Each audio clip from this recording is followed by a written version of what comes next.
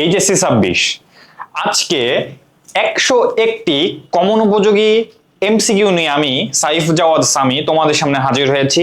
এই ক্লাসটি খুব সুন্দর করে যদি তোমরা করো, মনোযোগ দিয়ে করো, তাহলে বেশ কিছু এমসিকিউ কিন্তু তোমরা কমন পাবে ইনশাআল্লাহ।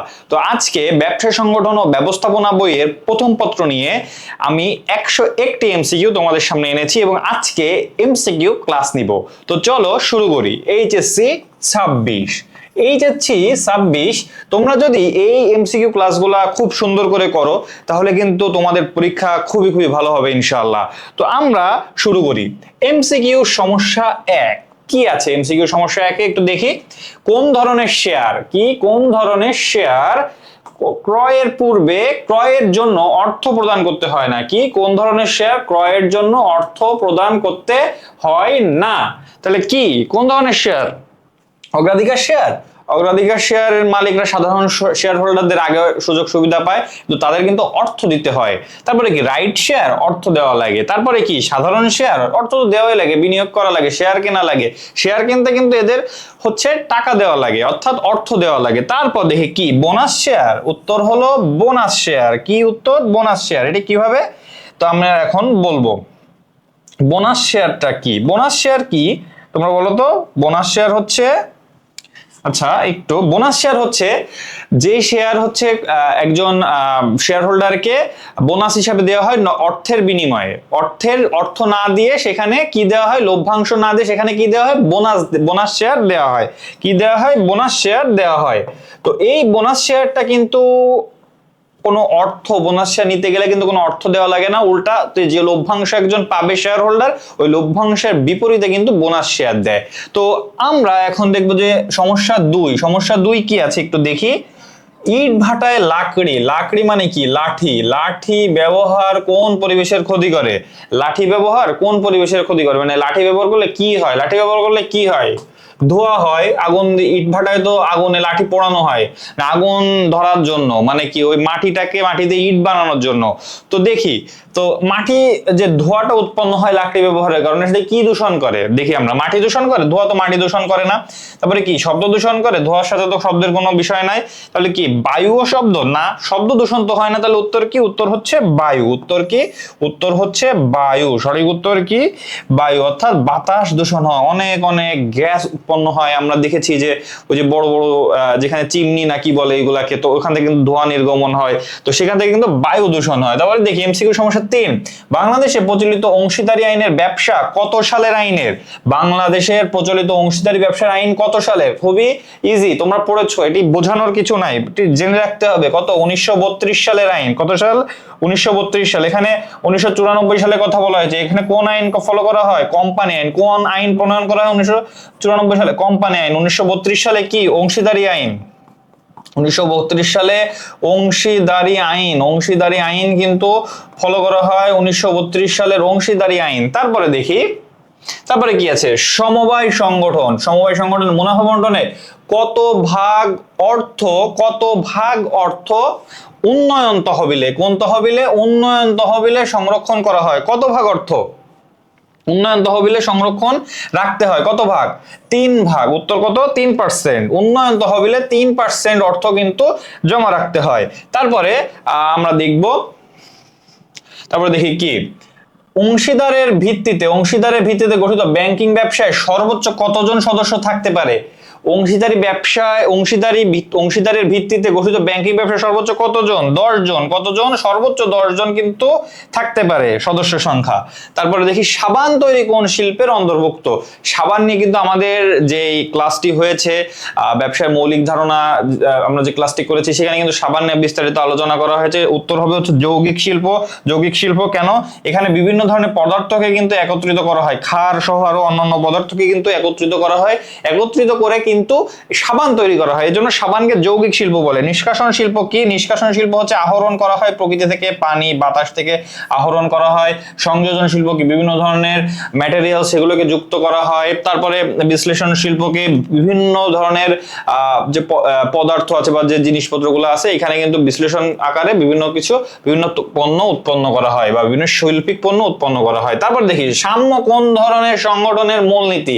সাম্য কোন ধরন? এক মালিকানা, এক মালিকানা তো একজন মালিক পরিচালনা করে, এখানে তো তাহলে সাম্য, নিজের সাথে নিজের সাম্য বিষয়টা হয় না।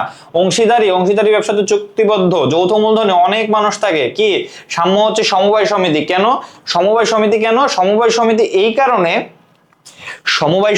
এই কারণে যে সমবায় সমিতিতে কিন্তু মানে একতাই বল মূলনীতি ফলো করা হয় এবং সবাই যাতে সমানভাবে অধিকার পায় এটা কিন্তু মেনে চলা হয়। এজন্য সাম্য কিন্তু এই সমবায় সমিতির সংগঠনের মূলনীতি। সাম্য সমবায় সমিতি সংগঠনের মূলনীতি। আরেকটা কি মূলনীতি আছে?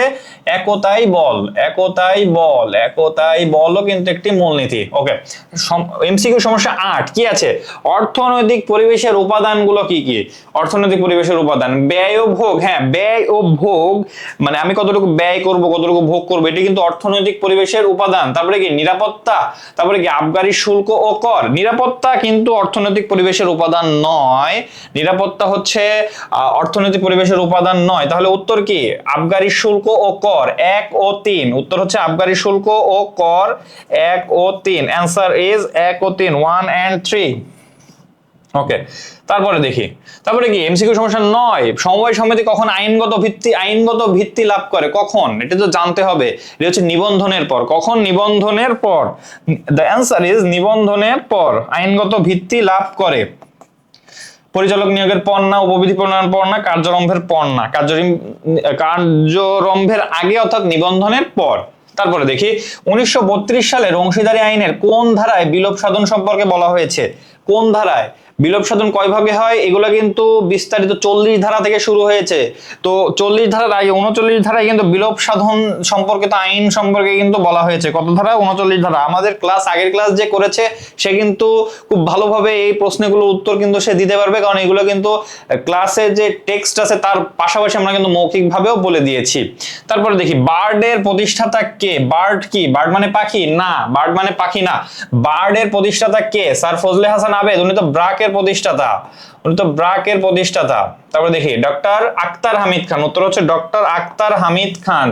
জহিরুল ইসলাম নয়, আর পি সাহা নয়, ডক্টর আক্তার হামিদ খান। আচ্ছা, বার্ড বাংলাদেশ বার্ড। ওকে, তারপরে দেখি এমসিকিউ সমস্যা করো। বীমা কোন ধরনের উপযোগ সৃষ্টি করে? বীমা কোন ধরনের উপযোগ সৃষ্টি করে?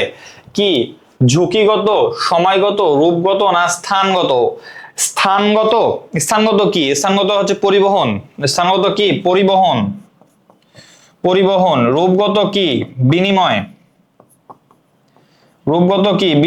সময়গত কি? সময়গত বা কালগত যেটা আছে কি? সময়গত বা কালগত কি? গুদামজাতকরণ। আচ্ছা, আর কি? বীমা কি? ঝুঁকিগত। বীমা কি উপযোগ সৃষ্টি করে? ঝুঁকিগত উপযোগ সৃষ্টি করে। ওকে, তারপরে দেখি বাণিজ্যের অন্তর্ভুক্ত কি? বাণিজ্যের অন্তর্ভুক্ত কি? উৎপাদন। বাণিজ্যের অন্তর্ভুক্ত কি? উৎপাদন, পরিবহন, গুদামজাতকরণ। কোনগুলো? সবগুলা। কেন? বাণিজ্যের আচ্ছা, এখানে একটু কারেকশন। উৎপাদন নয়, বাণিজ্যের অন্তর্ভুক্ত বিষয় হচ্ছে উৎপাদন নয়, উৎপাদন হচ্ছে শিল্পের অন্তর্ভুক্ত। উৎপাদন কিসের অন্তর্ভুক্ত? উৎপাদন হচ্ছে শিল্পের অন্তর্ভুক্ত। আচ্ছা, তো কি? পরিবহন এবং গুদামজাতকরণ। বাণিজ্যের অন্তর্ভুক্ত কি? পরিবহন এবং গুদামজাতকরণ। তাহলে উত্তর হচ্ছে 2 ও 3। উৎপাদন হচ্ছে শিল্পের অন্তর্ভুক্ত। উৎপাদন কিসের অন্তর্ভুক্ত? উৎপাদন হচ্ছে শিল্পের অন্তর্ভুক্ত। কি শিল্প? সেকেন্ডারি শিল্প। কি শিল্প? উৎপাদন সেকেন্ডারি অর্থাৎ মাধ্যমিক শিল্পের অন্তর্ভুক্তর মধ্যে কিন্তু উৎপাদনটি পড়ে। তাহলে দেখি বৃহদায়তন ব্যবসার পাশাপাশি এক মালিকানা ব্যবসায় টিকে থাকার কারণ কি? সহজ গঠন, ন্যূনতম পুঁজি, সীমিত ঝুঁকি। সবগুলা। উত্তর হচ্ছে সবগুলা। আচ্ছা, তারপরে দেখি বিজনেস শব্দটি কোন ভাষার? ইংরেজি ভাষার। বিজনেস শব্দটি কিন্তু ইংরেজি ভাষার। আচ্ছা, তারপরে দেখবো সমবায় নীতি কি? কর্মসংস্থান? না, সমবায় নীতি কর্মসংস্থান না। সমবায় নীতি কিন্তু তোমাদের বইতে একবারে বেশ কিছু লেখা আছে। একতা, সাম্য। সমবায় নীতি কি? একতা ও সাম্য। তারপরে দেখি ক্রয় বিক্রয় কোন ধরনের উপযোগ সৃষ্টি করে? আচ্ছা, ক্রয় বিক্রয় মানে কি আগে একটু বুঝি। ক্রয় বিক্রয়কে মূলত বিনিময় বা ট্রেড বলা হয়েছে। বিনিময় বা ট্রেড তোমরা এভাবে বুঝবে, আসলে ক্রয় বিক্রয় প্রশ্ন করলে ঘাবড়ে যাবে না। বিনিময় বা ট্রেড বলা, এবং ট্রেড কোন ধরনের উপযোগ সৃষ্টি করে? সত্যগত বা ব্যক্তিগত, কি সত্যগত বা এর আরেকটা নাম আছে, আরেকটা নাম কি ব্যক্তিগত। ব্যক্তিগত, স্থানগত না, আমরা একটু আগে দেখলাম কালগত না, রূপগত না, একটু আগে দেখলাম না আমরা কই, এই তো আমরা এখানে আলোচনা করলাম কোনটা কোন ধরনের উপযোগ সৃষ্টি করে। তো এরপর আমরা দেখবো অংশীদারি ব্যবসায় থেকে অবসর নেওয়ার পর মূলধন ফেরত নেয় না কোন ধরনের অংশীদার? কোন ধরনের অংশীদার? সক্রিয়, সে তো আছেই, সে তো ব্যবসা থেকে অবসর নিচ্ছে না, কারণ ব্যবসায় থাকলেই তো তাকে সক্রিয় অংশীদার বলা হচ্ছে। নিষ্ক্রিয় না, নিষ্ক্রিয় কিন্তু মূলধন, তার মূলধন কিন্তু থাকে। আচরণে অনুমত, এখানে তার মূলধনের বিষয় আসতেছে না। তারপরে দেখি আপাত দৃষ্টিতে, তারপরে কি উত্তর হচ্ছে আপাত দৃষ্টিতে। তারপরে দেখি বিনিয়োগ ও শিল্পনীতি, নীতির কথা আসলেই এক বাক্যে নীতির কথা আসলে সেটা হচ্ছে কি রাজনৈতিক পরিবেশের উপাদান। কোন পরিবেশ? নীতি শব্দটি থাকলে সেটি কিন্তু রাজনৈতিক পরিবেশের অন্তর্ভুক্ত হিসেবে তোমরা দেখাবে। এটি শর্ট টেকনিক হিসেবে তোমরা মাথায় রাখতে পারো। বিনিয়োগ ও শিল্পনীতি রাজনৈতিক পরিবেশের উপাদান। কোন পরিবেশের উপাদান? রাজনৈতিক পরিবেশের উপাদান। তারপরে দেখি নিচের কোনটি সংঘ স্মারকের ধারা বহির্ভূত?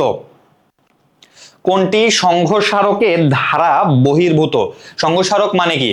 স্মারকলিপি। সংঘ স্মারক মানে কি? স্মারকলিপি। পরীক্ষায় স্মারকলিপি না দিয়ে সংঘ স্মারক বলবে, তো এই সংঘ স্মারকের জায়গায় কিন্তু স্মারক যে আরেকটি নাম আছে সেটা হচ্ছে স্মারকলিপি। পরীক্ষায় স্মারকলিপিও বলতে পারে, সংঘ স্মারকও বলতে পারে। তাহলে দেখি কি পরিচালনা ধারা, নাম ধারা, উদ্দেশ্য ধারা না দায় ধারা? কোনটি কোনটি হতে পারে? দায় ধারা, নাম ধারা, উদ্দেশ্য ধারা, এগুলো কিন্তু স্মারকলিপির যে ধারা, এইগুলো হচ্ছে স্মারকলিপির ধারা, সবগুলোই স্মারকলিপির ধারা। তো যদি দেখি এগুলো হচ্ছে সব কি ধারা, স্মারকলিপির ধারা। ধারা নয় কোনটি? পরিচালনা ধারা, এটা হচ্ছে অভ্যন্তরীণ। পরিচালনা ধারা হচ্ছে অভ্যন্তরীণ, নিজের এটি সংঘ স্মারক বা স্মারকলিপির ধারা নয়। তারপর দেখি রাসায়নিক সার কোন শিল্পের অন্তর্ভুক্ত? রাসায়নিক সার যৌগিক শিল্পের অন্তর্ভুক্ত, কারণ এর মাধ্যমে বিভিন্ন ধরনের পদার্থ একত্রিত করে কিন্তু সার তৈরি করা হয়। বিশ্লেষণ, সংযোজন এবং প্রক্রিয়াজাতকরণ, এগুলো নিয়ে কিন্তু আগে কথা বলা হয়েছে। তারপরে দেখি বহুজাতিক ব্যবসা প্রতিষ্ঠান সমূহকে তাদের পণ্যের বিজ্ঞাপনের ক্ষেত্রে পরিবেশের কোন উপাদানকে সর্বাধিক বিবেচনায় নিতে হয়? বহুজাতিক মাল্টিন্যাশনাল ব্যবসা প্রতিষ্ঠান সমূহকে তাদের পণ্যের বিজ্ঞাপনের ক্ষেত্রে কোন উপাদানকে সবচেয়ে বেশি বিবেচনায় নিতে হয়?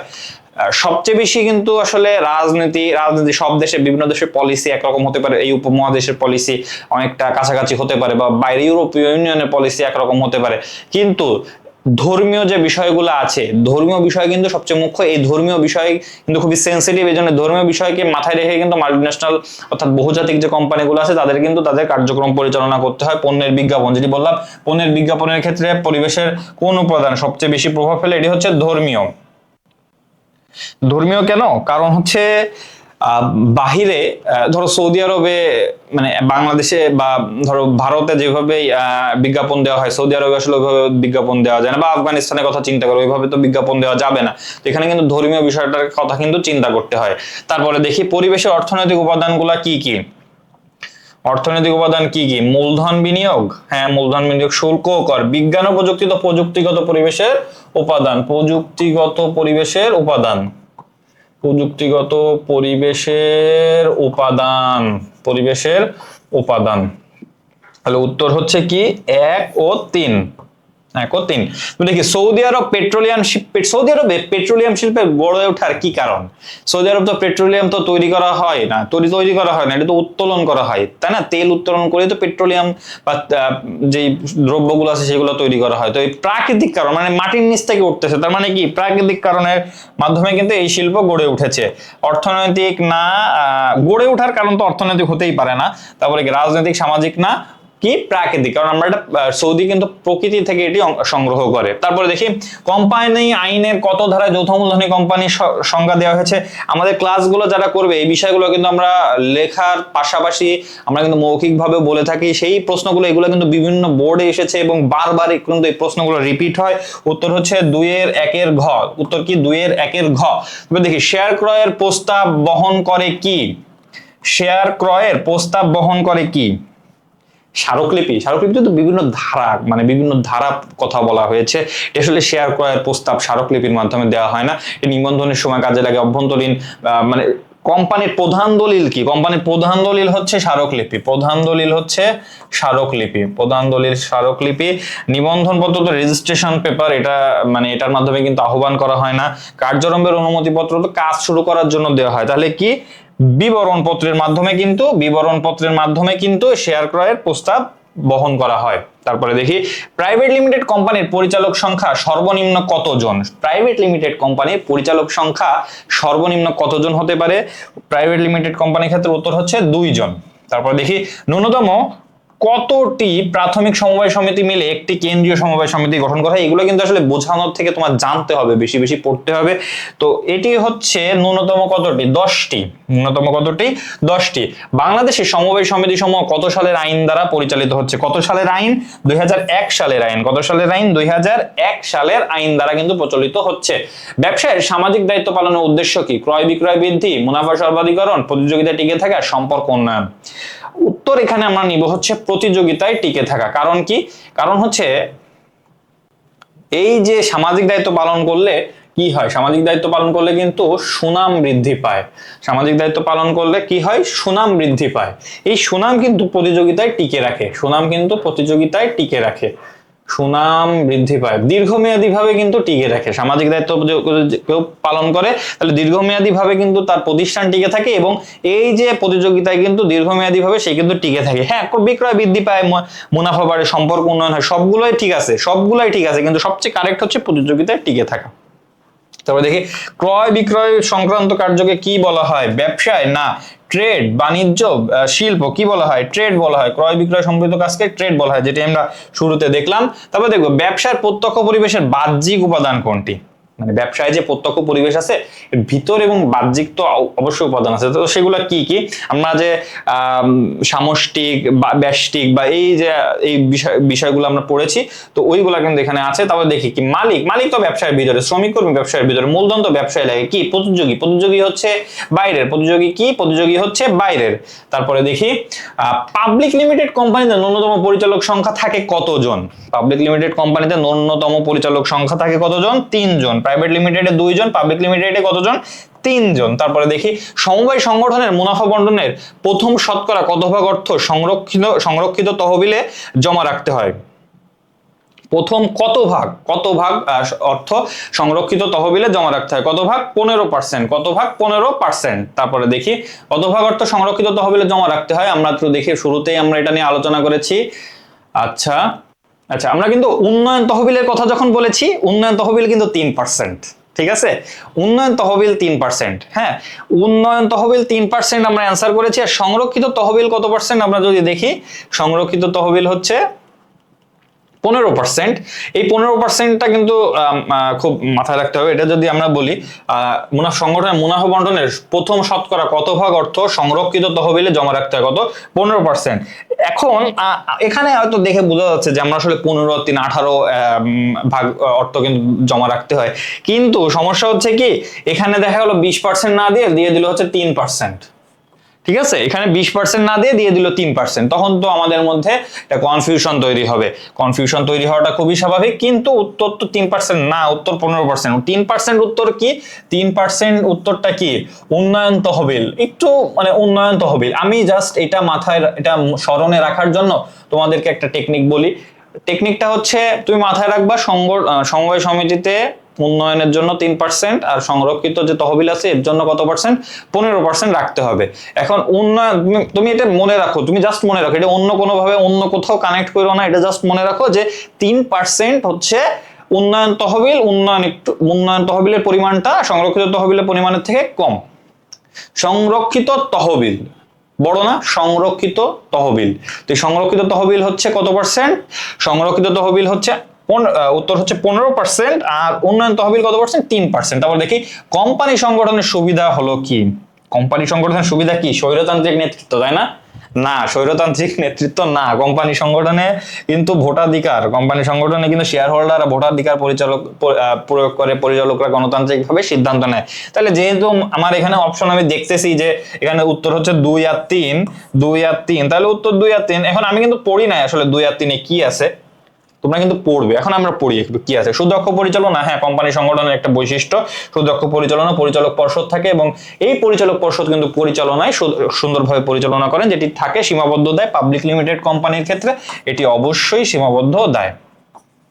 পাবলিক পাবলিক প্রাইভেট, আসলে দায় যেখানে প্রাইভেট দায় যেখানে সীমাবদ্ধ ওইটা কিন্তু তোমাদেরকে আলাদাভাবে মেনশন করা হয়েছে। আমি যেখানে যৌথ মূলধনী অধ্যায় যেটি পড়িয়েছি ওখানেও কিন্তু আলাদাভাবে এই দায়ের কনসেপ্টটা কিন্তু মেনশন করা হয়েছে। এবার দেখি সমস্যা 36। সমস্যা 36 কি আছে? যমুনা পাড়ের 20 জন জেলে তাদের মাসের ন্যায্য মূল্য পাওয়ার জন্য, আচ্ছা এটা মাস না, এটা হচ্ছে মাছের ন্যায্য মূল্য পাওয়ার জন্য একটি সমবায় সমিতি গঠন করলেন। মাছের ন্যায্য মূল্য পাওয়ার জন্য একটি সমবায় সমিতি গঠন করলেন, ফলে তারা মাছ বিক্রি করে ন্যায্য মূল্য পাচ্ছেন। কতজন সদস্য? সদস্য কিন্তু 20 জন। মানে কিন্তু শুরুতেই একটা কনসেপ্ট তোমাদের মাথায় রাখতে হবে যে সদস্য কতজন? 20 জন। 20 জন সদস্য নিয়ে কোন সমবায় সমিতি গঠন করা হয়? প্রাথমিক সমবায় সমিতি। প্রাথমিক সমবায় সমিতি। তারপরে দেখি, ফলে তারা মাছ বিক্রি করে ন্যায্য মূল্য পাচ্ছেন। এবছর তাদের মুনাফার পরিমাণ কত? 80,000 টাকা। 80,000 টাকা। 80,000 টাকা।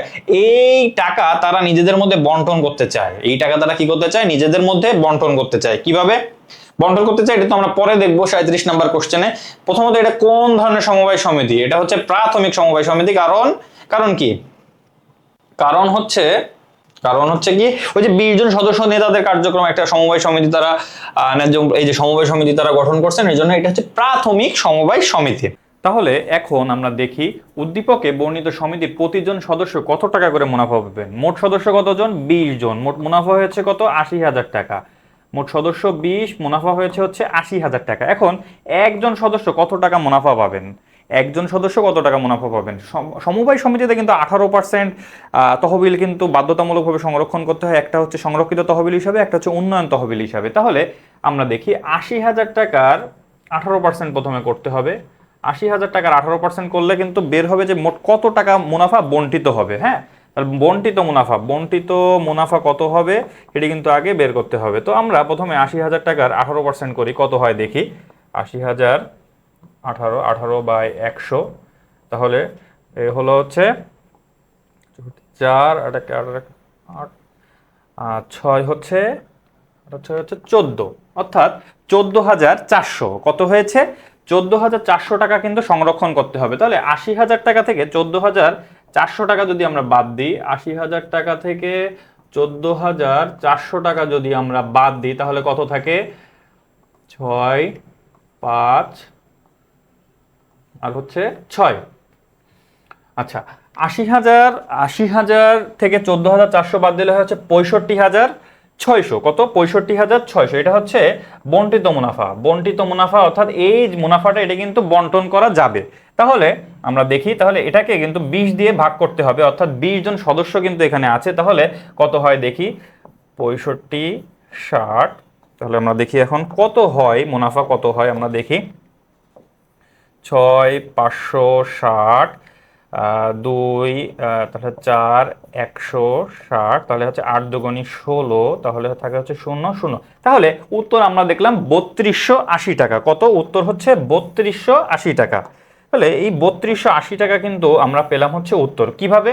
খুব সহজ প্রক্রিয়ায় প্রথমে বলে দিই। 20 জন মোট সদস্য আছে এবং মোট হচ্ছে টাকার পরিমাণ হচ্ছে কত?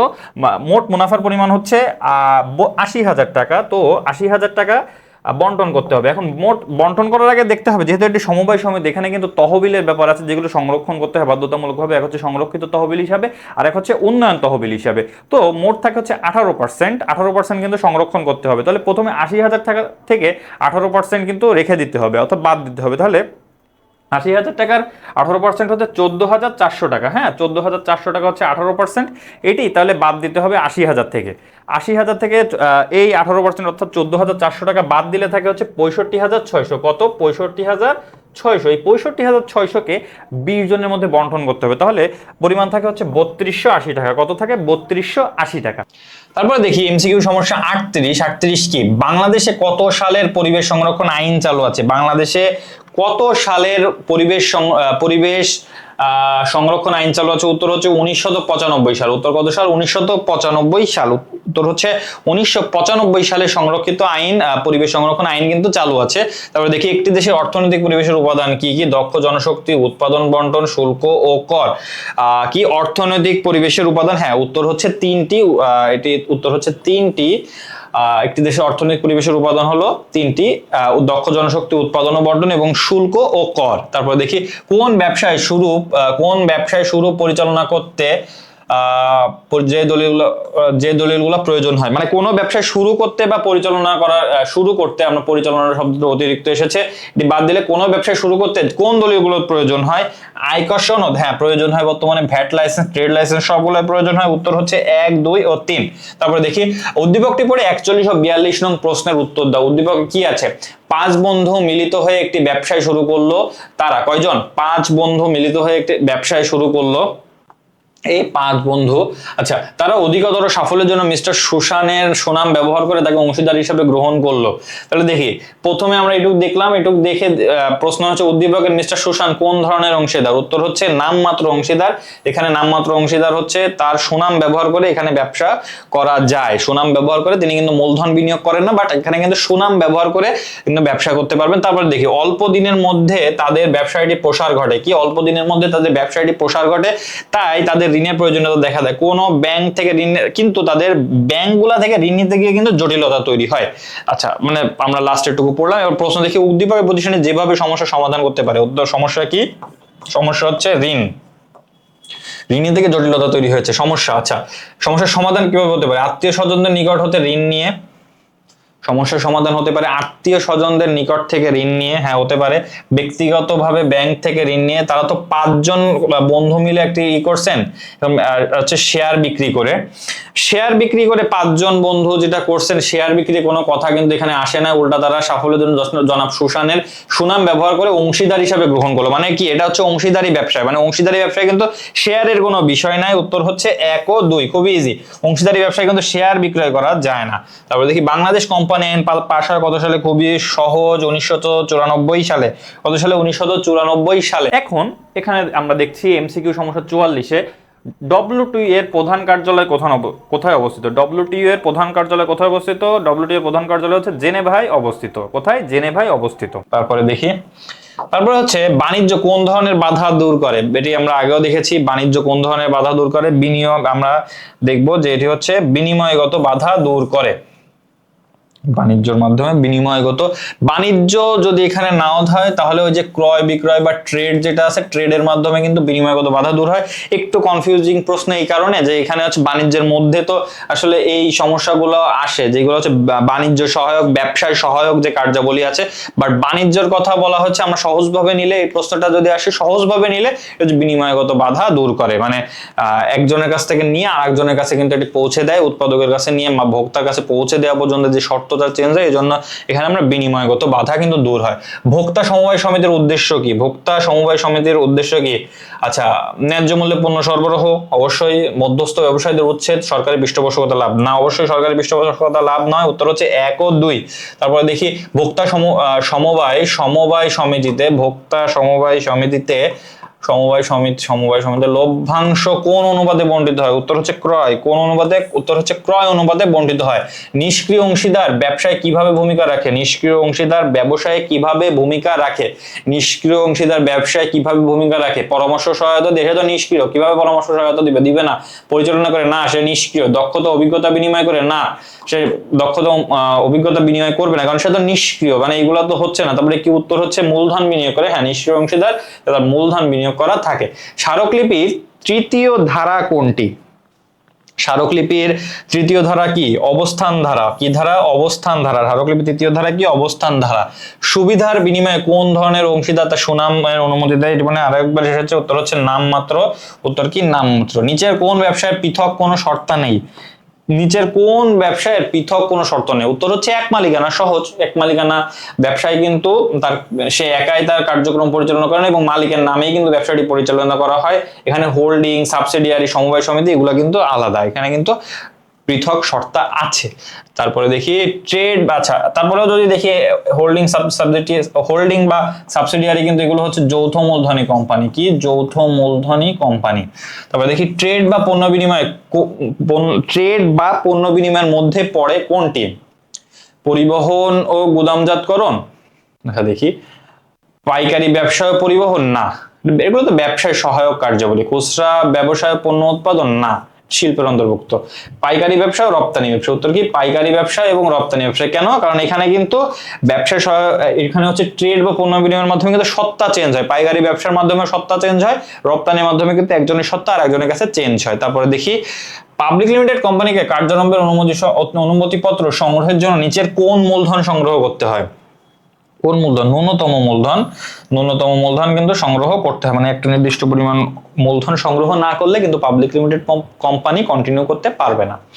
তারপরে দেখি চাকরি নিরাপত্তা বিধান ব্যবসায় কোন পক্ষের প্রতি সামাজিক দায়িত্ব নিশ্চিত করে? ধরো তোমার একটা শিল্প প্রতিষ্ঠান আছে, এখন এখানে তুমি চাকরি নিরাপত্তা বিধান করবা কি তোমার শ্রমিক কর্মচারীদের উপর, তোমার একটা গার্মেন্টস আছে। তো দেখি এবার বিনিয়োগকারী চাকরি নিরাপত্তা, সে তো আমার এখানে বিনিয়োগ করছে, মানে তার এটা হবে না। সরবরাহকারী না, সে তার সত্তাও আলাদা। স্বগোত্রীয় ব্যবসায়ী না, কোনো প্রশ্নই আসে না। তাহলে উত্তর কি? শ্রমিক কর্মচারী। উত্তর হচ্ছে দ্য অ্যান্সার ইজ শ্রমিক কর্মচারী। তারপরে দেখি প্রত্যক্ষ সেবার উদাহরণ কি? প্রত্যক্ষ সেবার উদাহরণ কি? ঔষধের ব্যবসায় না, টেক্সটাইল না, দাতব্য প্রতিষ্ঠান আলাদা। প্রত্যক্ষ সেবার উদাহরণ হচ্ছে কি? আইন ব্যবসা। প্রত্যক্ষ সেবার উদাহরণ হচ্ছে আইন ব্যবসা। এখানে হচ্ছে লয়ার বা যে উকিল যিনি আছেন, আইনজীবী যিনি আছেন, তিনি সরাসরি সেবা দিয়ে থাকেন। এখানে কিন্তু সেবার বিনিময়ে একজন কিন্তু সুবিধা লাভ করে তার গ্রাহক। তারপরে দেখি ডাক্তার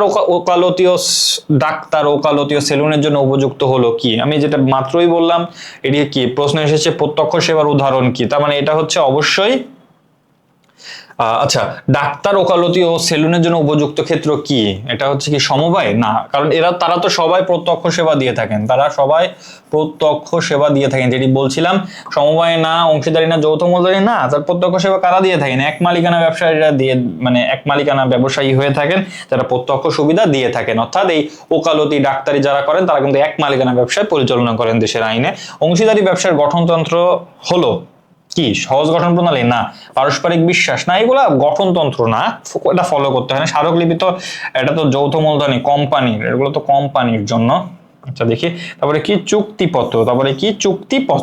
উত্তর হচ্ছে কি? উত্তর হচ্ছে চুক্তিপত্র ফলো করে কিন্তু কার্যক্রম পরিচালনা করে।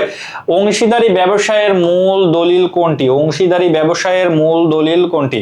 আচ্ছা, এখানে উত্তর হচ্ছে চুক্তিপত্র। অংশীদারি ব্যবসায়ের মূল দলিলও কিন্তু এখানে চুক্তিপত্র। তারপরে দেখি পৃথিবীর প্রাচীনতম ব্যবসা সংগঠন কি? এক মালিকানায় সবাই পারার কথা তোমাদেরকে, তোমরা যারা মনোযোগ দিয়ে বই পড়েছো এবং ক্লাস করেছো। তারপরে আমরা দেখি স্মারকলিপি হলো গঠনতন্ত্র, মুখ্য দলিল, অভ্যন্তরীণ পরিচালনার নিয়মাবলী না, স্মারকলিপি হচ্ছে 1 ও 2। অভ্যন্তরীণ পরিচালনা নিয়মাবলী তো হচ্ছে পরিমেল নিয়মাবলী।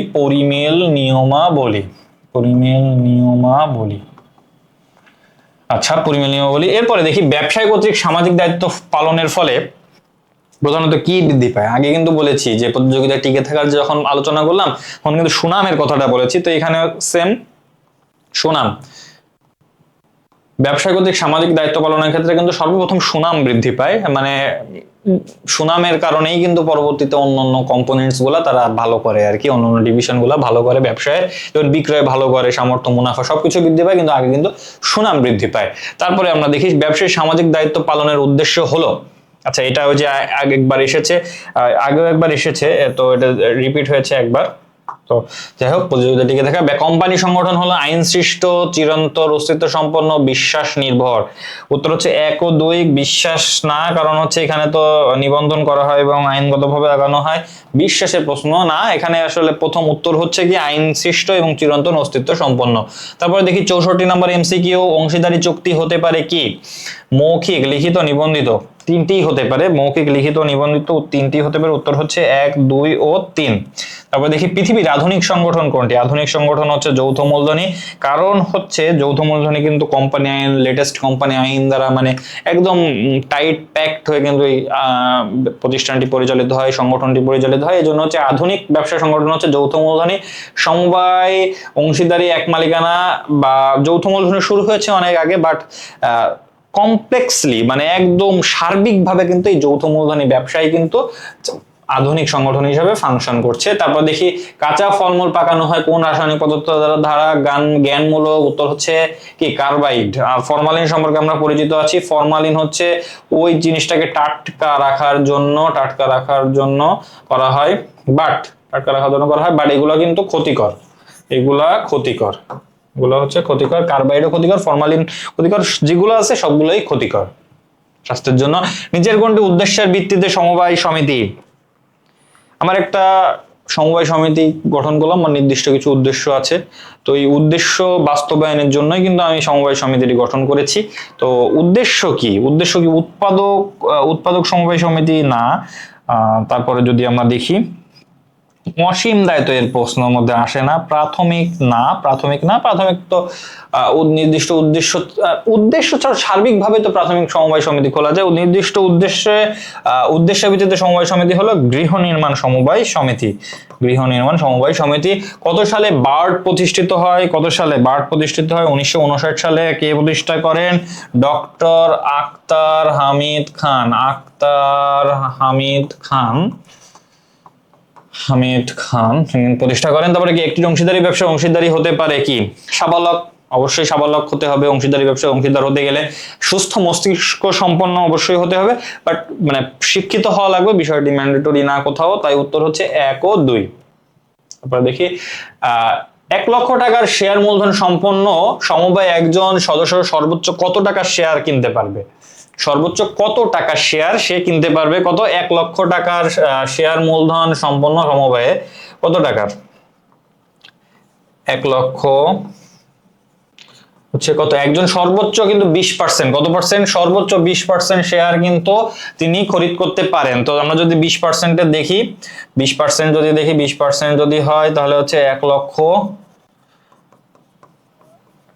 টাকার, তাহলে হচ্ছে 1 লক্ষ টাকার যে 20% অর্থাৎ হচ্ছে 20,000 টাকা, কিন্তু 20,000 টাকার শেয়ার কিন্তু তিনি খরিদ করতে পারবেন। 20,000 টাকার শেয়ার, এটি 20% হতে পারে, আবার 1 লক্ষ টাকার কিন্তু 1/5ও কিন্তু হতে পারে। 1/5 দিলেও ওই 20,000 টাকাই হবে হচ্ছে উত্তর।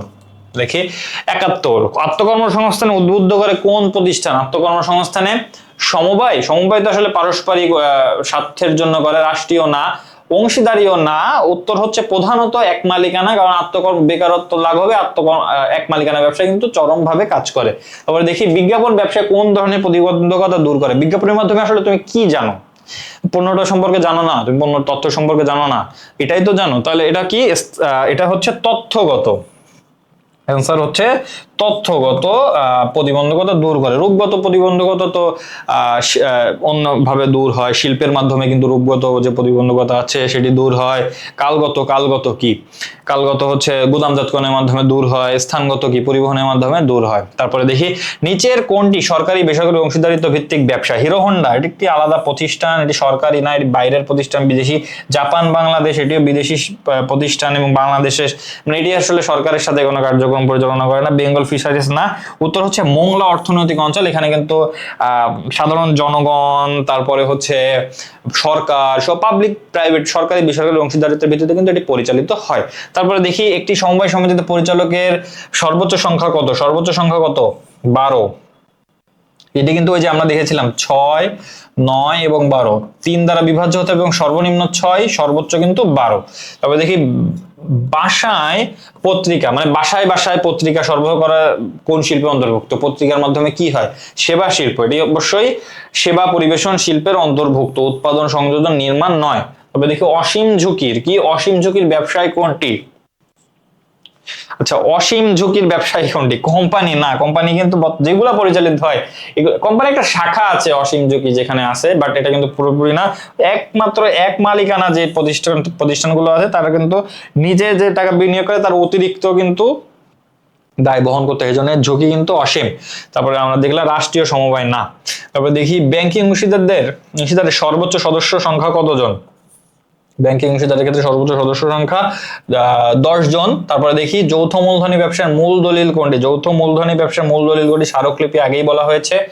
তারপরে আমরা দেখি বাংলাদেশে কত সালে বিধিমালা দ্বারা সমবায় পরিচালিত হয়? কত সাল? 2004 সাল। 2000 কত সাল? 4 সালের আইন দ্বারা কিন্তু এই 2004 সালে বিধিমালা দ্বারা কিন্তু পরিচালিত হয় হচ্ছে সমবায় সমিতি। তারপরে দেখি আসি, মিস্টার কাজল জনবহুল এলাকায় একটি ময়দার মিল প্রতিষ্ঠা করেন। কি? ময়দার মিল। আচ্ছা, ময়দার মিল প্রতিষ্ঠা করেন। ময়দার মিলটি দিনরাত চালু থাকে, ফলে এলাকার ছেলে মেয়েদের পড়াশোনা করতে সমস্যা হচ্ছে। কিছুদিন পর এলাকার ছেলে মেয়েদের বিভিন্ন শারীরিক সমস্যা দেখা দিতে লাগলো। কিছুদিন পর বিভিন্ন শারীরিক সমস্যা দেখা দিতে লাগলো। এখন ময়দার মিল কোন ধরনের পরিবেশ দূষণ করছে? শব্দ। ময়দার মিল একটু সাউন্ডের বিষয় আছে, তারপরেও দেখি। ফলে আমরা যদি আরেকবার একটু দেখি, ময়দার মিলটি দিন রাত চালু থাকে, ফলে এলাকার ছেলে মেয়েদের পড়াশোনা করতে সমস্যা হচ্ছে। কিছুদিন পর এলাকার ছেলে মেয়েদের বিভিন্ন শারীরিক সমস্যা দেখা দিচ্ছে। এখন আমরা কিন্তু ময়দার মিলে সারাদিন যেহেতু মিল চলে, কারণ মিল চলে কিন্তু অনেক শব্দ হয়। ময়দার যে মিলগুলো আছে, এই মিলগুলো থেকে অনেক শব্দ তৈরি হয়। তো এখানে কিন্তু শব্দ, উত্তর হবে হচ্ছে শব্দ দূষণ। বায়ু দূষণ না, বায়ু দূষণ ইট ভাটা বা এই জায়গাগুলো থেকে তৈরি হয়, বাট শব্দ দূষণ কিন্তু এই ময়দার মিলের মাধ্যমে হয়। আচ্ছা, এতে ছেলে মেয়েদের যে শারীরিক সমস্যা হবে, কি শ্রবণ সমস্যা হবে, শব্দ দূষণের কারণে হবে। মানসিক সমস্যা হবে, চর্মরোগ হবে না, চর্মরোগ আসলে পানির মাধ্যমে কিন্তু হয়। তো উত্তর হচ্ছে 1 ও 2। তারপরে দেখি, নদী থেকে কাঁকড়া আহরণ। কি নদী থেকে কাঁকড়া আহরণ? কোথা থেকে? নদী থেকে। নদী কিসের? প্রকৃতি। প্রকৃতি থেকে আহরণ করা হচ্ছে, প্রকৃতি থেকে কি করা হচ্ছে? আহরণ করা হচ্ছে। তাহলে এটি কি নিষ্কাশন শিল্প। প্রজনন মানে পুনরুৎপাদন। যোগ, এখানে হয়তো যৌগিকের কথা বলা হয়েছে, যৌগিক না, প্রক্রিয়াকরণও না। তারপরে দেখি, সার্কভুক্ত দেশ কয়টি?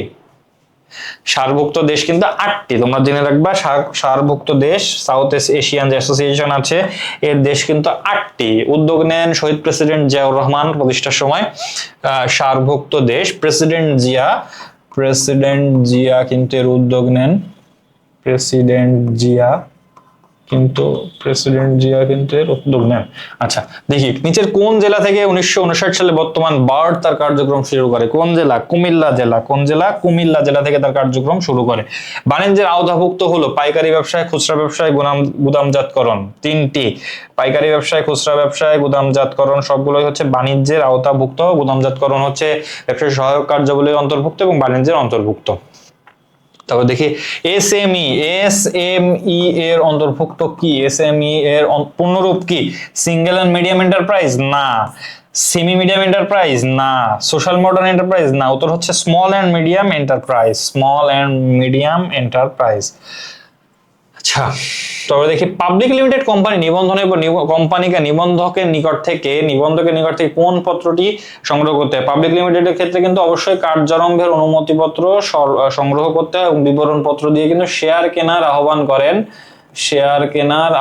করেন। নিবন্ধনপত্র না, প্রত্যয়নপত্র না।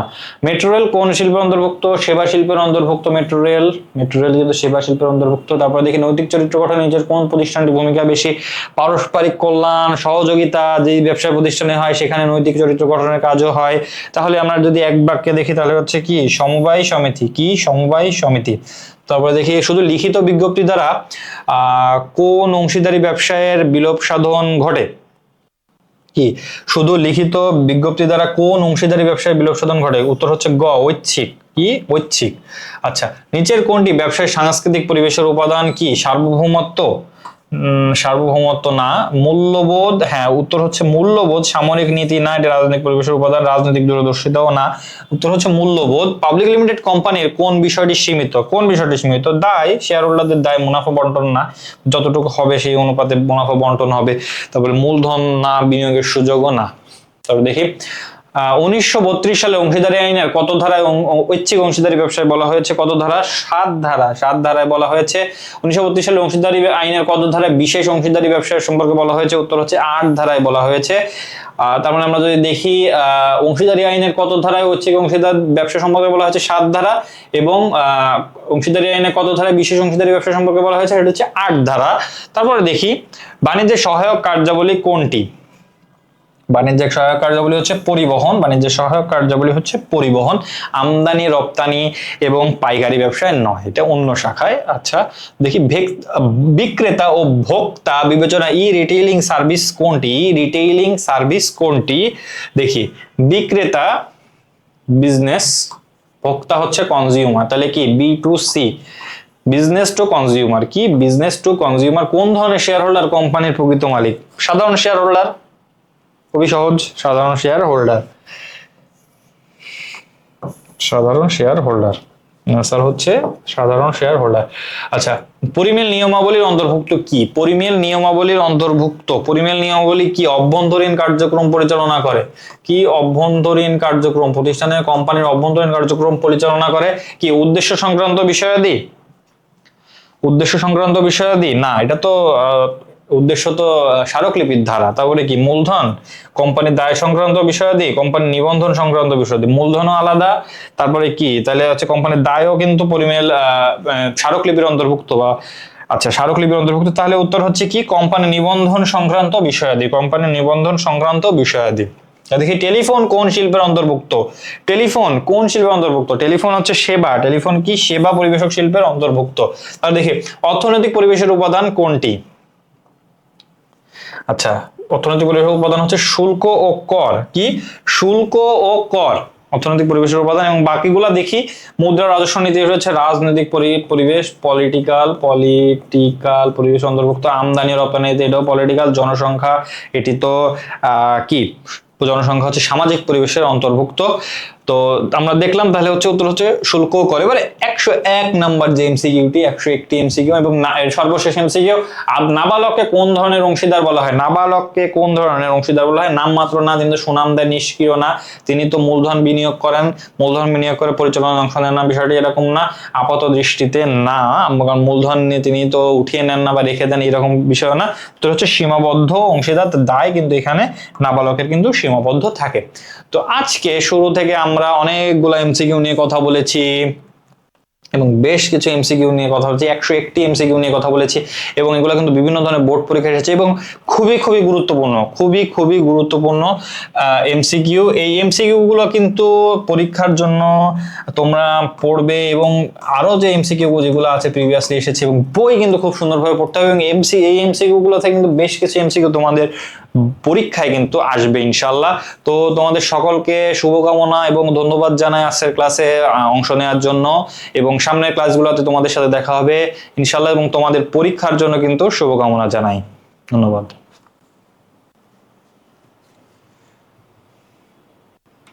তাহলে এখন আমরা দেখি উদ্দীপকে বর্ণিত সমিতির প্রতিজন সদস্য কত টাকা করে মুনাফা পাবেন। মোট সদস্য কতজন? 20 জন। মোট মুনাফা হয়েছে কত? 80,000 টাকা।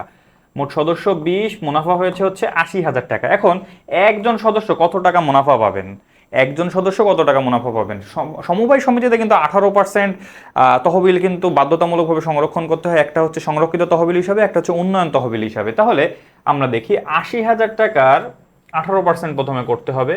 80,000 টাকার 18% করলে কিন্তু বের হবে যে মোট কত টাকা মুনাফা বন্টিত হবে। হ্যাঁ, তাহলে বন্টিত মুনাফা কত হবে এটি কিন্তু আগে বের করতে হবে। তো আমরা প্রথমে 80,000 টাকার 18% করি, কত হয় দেখি। 80,000 18/100, তাহলে এ হলো হচ্ছে 4 8 8 6 হচ্ছে 14, অর্থাৎ 14,400 কত হয়েছে? 14,400 টাকা কিন্তু সংরক্ষণ করতে হবে। তাহলে 80,000 টাকা থেকে 14,400 টাকা যদি আমরা বাদ দিই, 80,000 টাকা থেকে 14,400 টাকা যদি আমরা বাদ দিই তাহলে কত থাকে? 6 5 আর হচ্ছে 6। আচ্ছা, 80,000 থেকে 14,400 বাদ দিলে হচ্ছে 65,600। কত? 65,600। এটা হচ্ছে বন্টিত মুনাফা অর্থাৎ এই মুনাফাটা এটা কিন্তু বন্টন করা যাবে। তাহলে আমরা দেখি, তাহলে এটাকে কিন্তু 20 দিয়ে ভাগ করতে হবে, অর্থাৎ 20 জন সদস্য কিন্তু এখানে আছে। তাহলে কত হয় দেখি, 65 60। তাহলে আমরা দেখি এখন কত হয় মুনাফা, কত হয় আমরা দেখি।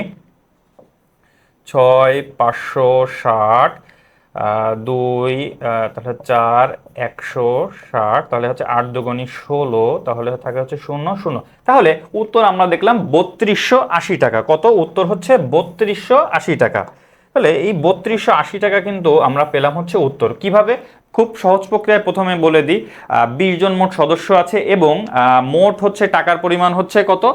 মোট মুনাফার পরিমাণ হচ্ছে 80,000 টাকা। তো 80,000 টাকা বন্টন করতে হবে। এখন মোট বন্টন করার আগে দেখতে হবে, যেহেতু একটি সমবায় সমিতি, এখানে কিন্তু তহবিলের ব্যাপার আছে যেগুলো সংরক্ষণ করতে হয় বাধ্যতামূলকভাবে। এক হচ্ছে সংরক্ষিত তহবিল হিসাবে, আর এক হচ্ছে উন্নয়ন তহবিল হিসাবে। তো মোট থাকে হচ্ছে 18%, 18% কিন্তু সংরক্ষণ করতে হবে। তাহলে প্রথমে 80,000 টাকা থেকে 18% কিন্তু রেখে দিতে হবে, অর্থাৎ বাদ দিতে হবে। তাহলে 80,000 টাকার 18% হচ্ছে 14,400 টাকা। হ্যাঁ, 14,400 টাকা হচ্ছে 18%। এটি তাহলে বাদ দিতে হবে 80,000 থেকে। 80,000 থেকে এই 18% অর্থাৎ 14,400 টাকা বাদ দিলে থাকে হচ্ছে 65,600। কত? 65,600। এই 65,600-কে 20 জনের মধ্যে বন্টন করতে হবে। তাহলে পরিমাণ থাকে হচ্ছে 3280 টাকা। কত থাকে? 3280 টাকা। চলো এবার আমরা দেখি